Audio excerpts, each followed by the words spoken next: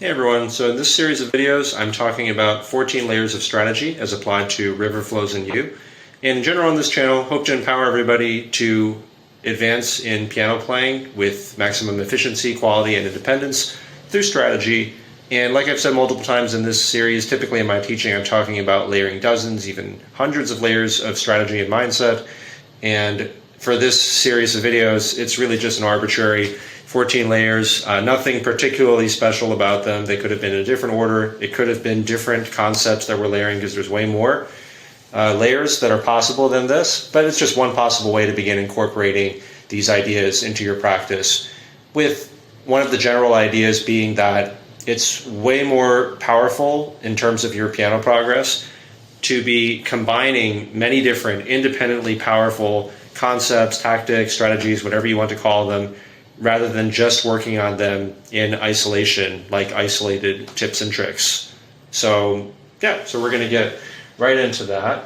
So far, we've already talked about 11 layers of strategy, and I think I won't go over all of them in detail here. I guess I got to start this as well. I think you can refer back to each of them as needed. So, for instance, if you want to know more about this, you can search my YouTube channel, and this will be like the 8th layer, in this series here. So we've covered all of this: separate hands, slow, observant, equality, starting super small, having an overlapping note for all sections, writing all fingering, spaced rather than mass repetition, using my logical notation and my logical methodology, adding in reverse rather than just starting from the beginning, rule of expansion, rule of transition, adding in reverse for both hands, and memorizing right from the beginning.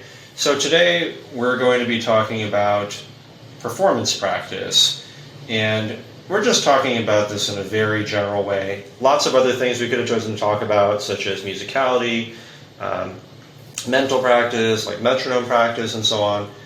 I just thought it'd be nice to just mention performance practice this time around. So, and when I go into the practice examples, this time I'll try to go through maybe more examples of the methodology in action, mainly my logical methodology that I'm talking about. It incorporates, many of these different layers, and it'll kind of explain them a bit. So we'll just say performance practice, in general. So, because there can be more layers within that layer, so to speak. And this is just the idea of first thing at the piano. You can you can do light stretches and things. You can warm up, do cardio, anything that you want to do there. But for the most part, you're not going to warm up with scales. You're not going to start by practicing a section or go to the part you were having trouble with yesterday. Instead, first thing that you'll do is just pretend that you're performing on stage or something, and just start performing first right away. So I guess I'll try to do that a second first here. Let's see if we can just try it a bit.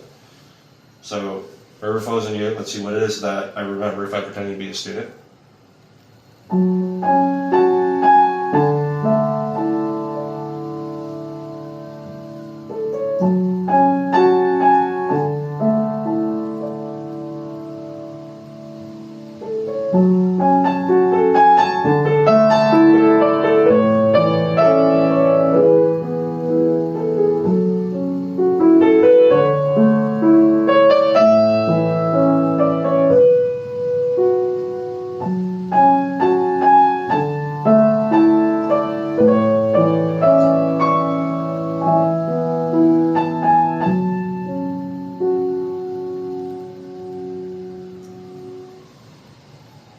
Okay, and maybe that's all that I remember. And, for this example, I just thought it'd be fun to just play with some musicality and so on. No, we haven't talked about that in this series whatsoever.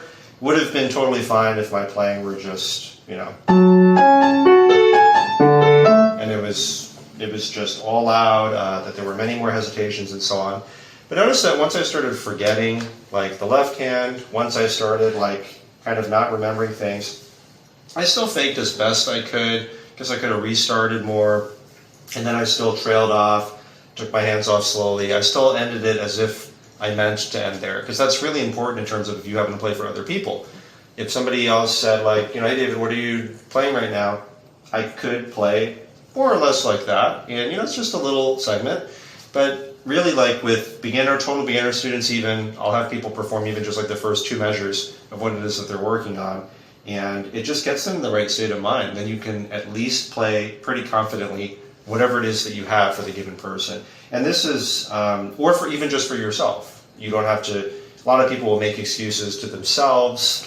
They will not be able to enjoy it because they're always judging themselves. So performance practice is really the flip side of the coin. Instead of all the nitty-gritty detail that I'm often talking about, it is the 30,000 foot view, right? The bird's eye view. You see the whole picture, and it helps to put things in perspective. Like, what is it that you're trying to work towards? So, yeah, definitely could talk about a lot more there, but just in general, very simple. Just perform to the best of your ability what you have so far. And you know what? It might only be like the first half a measure or the first one measure initially. So we won't go into all those details here, but as you continue to work on these different layers that you see here, even without very formalized practice, you should be able to gradually perform more from the beginning. And yeah, hopefully in other videos or other examples that you see, you'll get some sense of how that's possible, how things can start to gradually come together in terms of the performance as well. So I'm just going to go into some sample practicing here, right, that I would do after that performance practice concludes. And I think I'm going to go ahead and update some of these measures as if I had been practicing this piece for a little bit longer, because I know I've done some examples in previous videos, haven't actually moved the sets along that much. So I'm just going to update it a little bit. So let's assume that I, through spaced repetition, moved on and came back, and I did this two-measure set, which would be two measures plus the following beat, right? Because any set is a given section plus the following beat or vertical. Two-measure set is two measures plus the following beat. One measure is one measure plus the following beat, and so on. And maybe I also did the next two-measure set over here, which means I did the last two measures of the first line plus the following beat over here, right? So that's something that I also did. And what else? Let's say that I did one measure sets here. I did this one measure set, which means I did from star to star, one measure plus the next beat. Maybe, like the previous time, I had linked the next part into a one measure set as well, right? And these are all both hand sets. These curly brackets, it means I've played them perfectly with both hands. That probably means that at some point in the past, maybe I did half measure separate hand sets the first time through, then I increased them into one measure separate hand sets because of the rule of expansion, which, if you have two halves next to each other, you got to increase to a one the following time. No downside to that. You can look at the video about the rule of expansion if you're curious. And then I had the rule of transition. Maybe the next time I went from one measure separate hand sets into half measure both hand sets. And then by the rule of expansion again, the following time, I've increased the half measure both hand sets into one measure both hand sets. Again, the rule of transition is that we want to transition from separate to both hand sets in a 2-to-1 ratio, right? So that's why we went from one measure separate hand sets to half measure both hand sets the following time. So, so that's the progression that could have resulted in these one measure sets being where they are right now in this hypothetical example. And let's say that I had maybe half measure sets over here, and maybe some more half measure sets here. This will be good for the sake of example. And then still further on, maybe I have one measure separate hand sets here. One measure plus the following beat, just right hand alone. One measure plus the following beat, left hand alone, and so on. And still further along, maybe I have only half measure separate hand sets. So this is just one of many possible things that could be on the page. For instance, these half measure separate hand sets, they could extend a lot further in a hypothetical example. They could go all the way to the bottom of the page into the next page. Excuse me, it could be these one measure separate hand sets extend a lot further.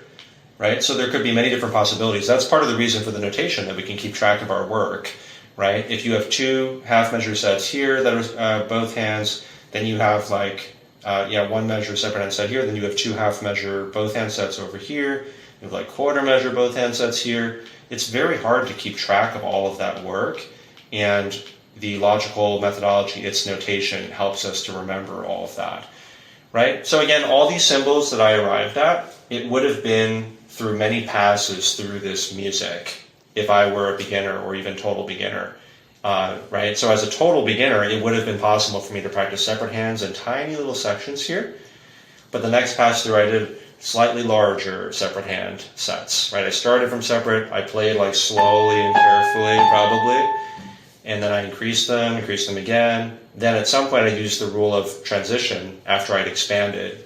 Transition into both hand sets, and I'll talk about adding in reverse with both hand sets. And then I increased them again through the rule of expansion into these larger sets, right? So I would have gone many passes through this music, many times through spaced repetition. So now I'm going to do some sample practice. So if I'm starting my practice for the day, first of all, I performed cold, just like I did a moment ago. And then now I'm going to start from the beginning. And by the rule of expansion, I have two adjacent sets of the same size and type next to each other. They're both hand sets. They're both two measure sets. Therefore, I must try to increase them into a four measure set. I have to decide how much am I going to add from the end. And I think I'm going to go ahead and start with just this very last little tiny part here. And then likely I will maybe play from like over here. Not much both hands going on. And then from here, let's say that maybe I'll add half measure sets. I'll do right hand by itself, left hand by itself, and then both hands. And then maybe let's say that I'll do right hand by itself all the way through here, left hand by itself all the way through here, and then both hands. A lot of the time when I describe this, I honestly don't demonstrate for the students. I don't even sit here like this. I definitely don't have an overhead view. Sometimes I might show them, like just hold the iPad up a little bit, but it's really not very necessary. Like we want students to be able to do it themselves so they can rapidly acquire independence and understanding of what it is that they're doing. So, but for the sake of example here, I will actually play this particular part, which I actually don't do often in the lessons when I think about it. So again, we might start with just this part. I could play it just right hand alone first. Could do that, right? So we just have that part there, and then we have just like that last note in the left hand, that F sharp, and then we can play like, okay, so we have that already. Then maybe I'm going from here. Now I just wrote it on the top, but really that can be both hands. So I'm holding this D in the right hand, holding this E in the left hand. These are already being held because there are ties tying into the measures. I'm holding them, and then I can practice holding them and then playing. Okay. Now the next thing, maybe I'm doing the right hand all the way through to the end on its own. Okay. Let's assume that things go fairly smoothly here. I might mess up and try it a whole bunch of times, but let's assume that I get it. Left hand, so here we have like D, A, E. Holding this for quite a while. I can see that the next note there is an F sharp. Okay, and then I play both hands. Let's say I mess it up.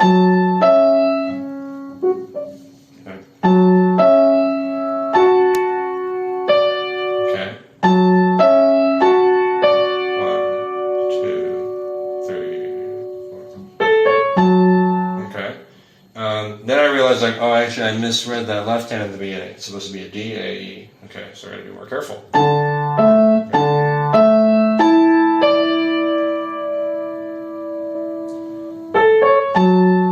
Okay, let's say that that's more or less fine. And then I might play the, I guess that was already both hands. So, yeah, but in terms of adding in reverse for both hands, we are doing right hand alone, left hand alone, and then both for each step. So in this case, we're doing like the last 1.5 measure set, if you see from the purple, right? It's half of the measure in the next one, and then I'm including the next note. Last 1.5 measure set for right hand, 1.5 measure set for left hand, and then both hands. And then next, we can do, in this yellow, this is the last 2 measure set. for both hands, right? Let's assume this goes well.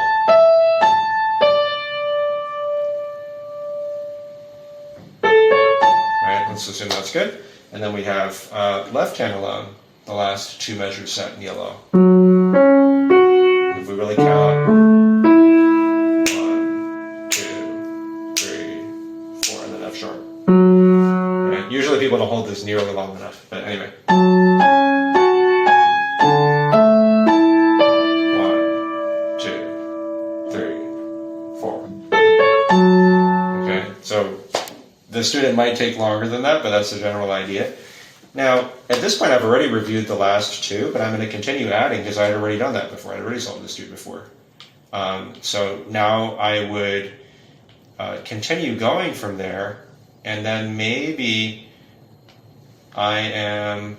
Actually, it is the same thing in the beginning. So normally it's like I might do like from there or something like that. I might do like the last like 3.5 measure set or something like that. But it's probably fine to just give it a try, you know? 1, 2, 3, 4. 1, 2, 3, 4.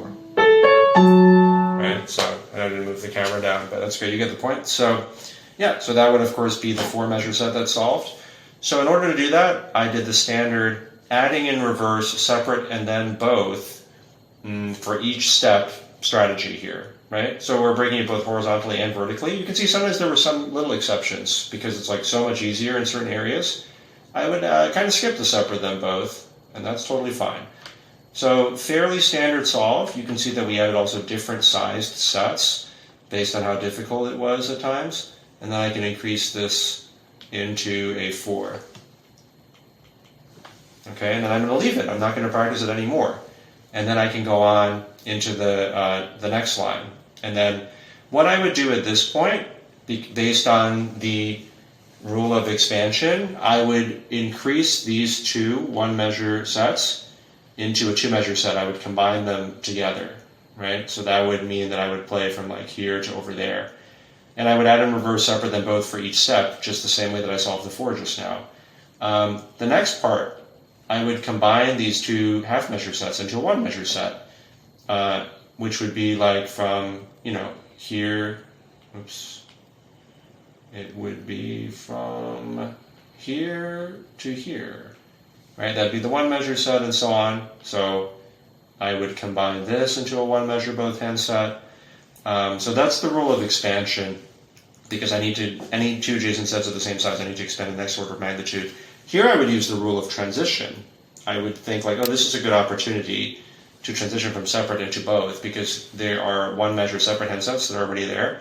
So I'd probably just solve half measure both hand sets, which would be like from here to here, right? And in order to solve this half measure both hand set, I would probably do the standard adding in reverse for both hands strategy. Maybe I do like right hand alone there, left hand alone here, and then both, and then the whole thing, right hand alone here, left hand alone here, and then both, in order to solve the half measure both hand set.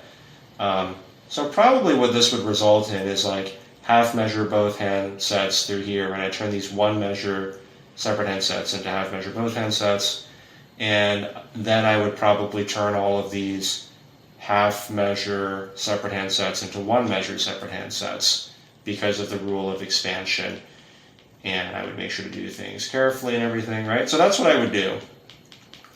You can see it would be fairly time consuming to like literally talk through all the steps there, and there may be other exceptions that come up, but that's the general idea. So it's a fairly extended example. Let's see if we can just quickly talk about this, see if we covered everything. So we definitely started from separate hands. You can see that when we go to new areas, we are generally always starting from separate hands. Like the sections on the frontier, you can see that they are separate hands. The more complicated, the larger sets and the both hand sets are trailing behind the less complicated, because we've had more passes through the beginning, whereas on the frontier, at the very front of the piece, well, I guess it's later on in the piece, but I say the frontier like, like the new material. That's where usually the smallest sets are, where the separate hand sets are. And we're doing them to quality. We're being very careful with notes and so on. We definitely can go slower if needed, starting from super small sections. We always have an overlapping note because of sets and the logical methodology. All of the fingering is written out in advance. We're doing spaced, not mass repetition, not just doing the same thing over and over again. We're solving something, moving on, then coming back later, and then increasing them in terms of size and complexity, keeping track with the logical notation, adding and reverse, you just saw examples of that. Rule of expansion, you saw examples. Rule of transition, you saw examples. Adding and reverse for both hands, you saw examples.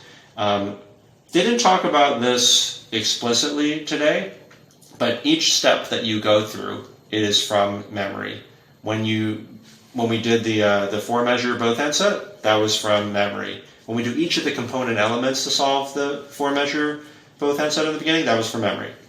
When we do the half-measure separate hand sets on the frontier, each one is from memory. So it's not that hard to remember tiny little sections. And you don't worry about remembering them. You just solve them, play them correctly once from memory at least to quality, and then move on. Paradoxically, this will help your memory because when you come back and expand them later, you will have gone through that process of forgetting and relearning, which will make the memory stronger. And then we talked about performance practice. So that about covers it for today. Only 2 more layers left. If you found this helpful, please like, subscribe, tell people about the channel, and let me know if you have comments, questions below. And looking forward to, in the next couple of weeks, just finishing up these layers with you. So see you guys next time.